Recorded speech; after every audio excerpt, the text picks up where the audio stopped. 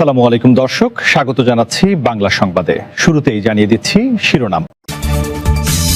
পাটোয়ারির ওপর হামলার সময় অস্ত্রসদৃশ বস্তু বের করা তরুণকে। নাসিরুদ্দিন পাটোয়ারিকে গরুর দড়ি দিয়ে বেঁধে ফেলার হুমকি। ঝিনাইদহের ঘটনা নিয়ে হাসনাতের নতুন পোস্ট। এনসিপি নেতা তারেক রেজা গ্রেফতার। ঝিনাইদহে জাতীয় নাগরিক পার্টির এনসিপি মুখ্য সমন্বয়ক নাসিরুদ্দিন পাটোয়ারির ওপর হামলার সময় আকাশি রঙের গেঞ্জি পরিহিত একদল তরুণকে তাকে ঘিরে থাকতে দেখা যায়। এ সময় এক তরুণকে পকেট থেকে অস্ত্রসদৃশ কোনো বস্তু বের করে হামলা করতে উদ্যত হওয়ার একটি ভিডিও সামাজিক যোগাযোগ মাধ্যমে ছড়িয়ে পড়েছে। ওই তরুণের নাম আশিক মণ্ডল, ঝিনাইদহ সদর উপজেলার কাষ্টসাগরা গ্রামের বাসিন্দা। তিনি ঝিনাইদহ শহরের একটি কমিউনিটি সেন্টারে কাজ করেন, পাশাপাশি এনসিপির রাজনীতির সঙ্গে জড়িত। ছাত্রদলের দাবি, আগ্নেয়াস্ত্র বের করা ওই তরুণ গুপ্ত সংগঠনের সদস্য। তবে এনসিপি বলছে, আকাশি রঙের গেঞ্জি পরা তরুণ এনসিপির স্বেচ্ছাসেবক। পকেট থেকে বের করা বস্তুটি আগ্নেয়াস্ত্র নয়, আশিকের হাতে চায়না স্টিক ছিল, যা নিরাপত্তার জন্য রাখা ছিল। গতকাল শুক্রবার দুপুরে ঝিনাইদহ শহরের পুরাতন কালেক্টরেট জামে মসজিদে জুমার নামাজ পড়ার পর নেতাকর্মীদের নিয়ে বের হচ্ছিলেন নাসিরুদ্দিন পাটোয়ারি। এ সময় ইসলামী বিশ্ববিদ্যালয়ের ছাত্রদলের আহ্বায়ক শাহেদ আহমেদ তার সঙ্গে কথা বলছিলেন।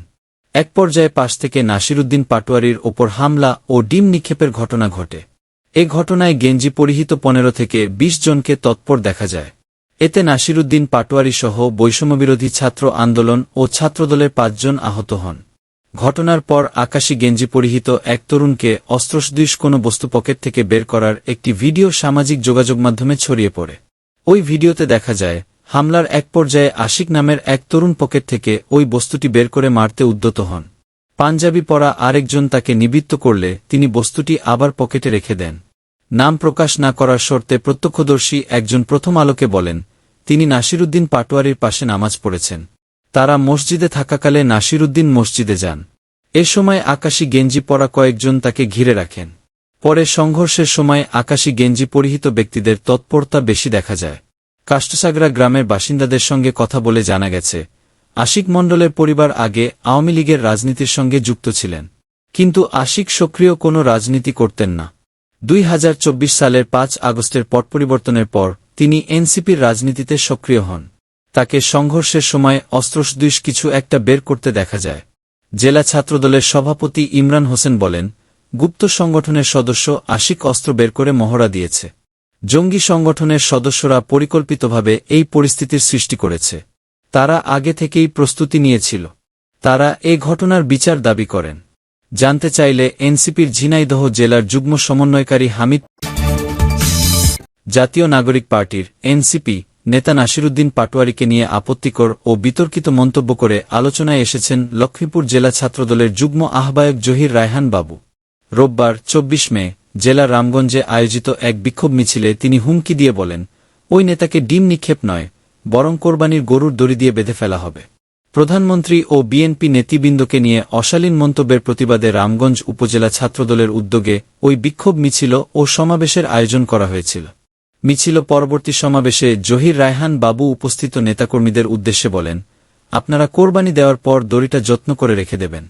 নাসিরুদ্দিন পাটোয়ারি রামগঞ্জে এলে তাকে ওই দড়ি দিয়েই বেঁধে ফেলা হবে, কোনো ছাড় দেওয়া হবে না। নিজের বক্তব্যের সপক্ষে কোনো ধরনের আপস না করার ইঙ্গিত দিয়ে ছাত্রদলের এই নেতা আরও বলেন, এটি কেবল ট্রেলার মাত্র, সামনে পূর্ণাঙ্গ ছবি আসছে। যারা যুবদল ও বিএনপিকে নিয়ে কটূক্তি করবে, তাদের কাউকেই ছাড় দেওয়া হবে না। তিনি সতর্ক করে দিয়ে বলেন, যদি কেউ শান্ত পরিবেশ বিঘ্নিত করে, তবে ট্রেলারের পরিবর্তে পূর্ণদৈর্ঘ্য ছায়াছবি চলে আসবে। সমাবেশে উপস্থিত নেতাকর্মীদের উদ্দেশ্যে তিনি বলেন, যারা সুন্দর রাজনীতি করবেন তাদের প্রতি ছাত্রদলের কোনো বাধা নেই, কিন্তু প্রধানমন্ত্রীকে নিয়ে অশালীন মন্তব্য করলে ছাত্রদল আর বসে থাকবে না। সামাজিক যোগাযোগ মাধ্যমে জহির রায়হান বাবুর এমন বক্তব্যের ভিডিও ছড়িয়ে পড়ার পর ব্যাপক আলোচনা-সমালোচনার সৃষ্টি হয়েছে। রাজনৈতিক অঙ্গনে এই ধরনের হুমকিকে ঘিরে বিভিন্ন মহলে ক্ষোভ ও উদ্বেগের জন্ম দিয়েছে। ঝিনাইদহে জাতীয় নাগরিক পার্টির এনসিপি মুখ্য সমন্বয়ক নাসিরুদ্দিন পাটোয়ারি যুগ্ম সদস্য সচিব তারেক রেজা সহ ঝিনাইদহ জেলা এনসিপির নেতাকর্মীদের ওপর ২২ মে ছাত্রদলের হামলা এবং ২৩ মে মিথ্যা মামলা দায়েরের ঘটনার সার্বিক বিষয় নিয়ে ঝিনাইদহের পায়রা চত্বরে বিকাল ৫টা ১৫ প্রেস কনফারেন্স ডেকেছেন এনসিপির কেন্দ্রীয় নেতারা।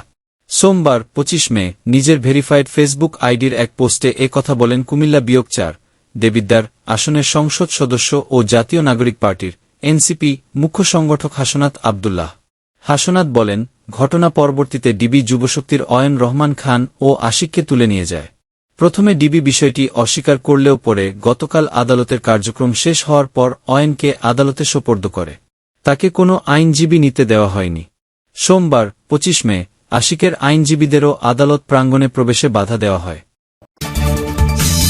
ঝিনাইদহে জাতীয় নাগরিক পার্টির এনসিপি মুখ্য সমন্বয়ক নাসিরুদ্দিন পাটোয়ারির ওপর হামলাকে ঘিরে সংঘর্ষের ঘটনায় যুগ্ম সদস্য সচিব তারেক রেজাকে গ্রেফতার করেছে ঝিনাইদহ সদর থানা পুলিশ। স্থানীয় ছাত্রদলের করা মামলায় তাকে গ্রেফতার করা হয়। শনিবার ২৪ মে সন্ধ্যায় বিষয়টি নিশ্চিত করেছেন দলের কেন্দ্রীয় নির্বাচন পরিচালনা কমিটির মিডিয়া সেক্রেটারি ইয়াসির আরাফাত।